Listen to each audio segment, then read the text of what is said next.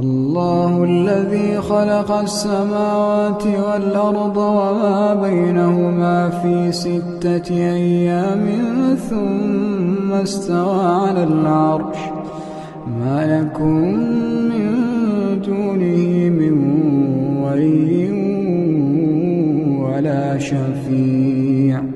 أفلا تتذكرون يدبر الأمر من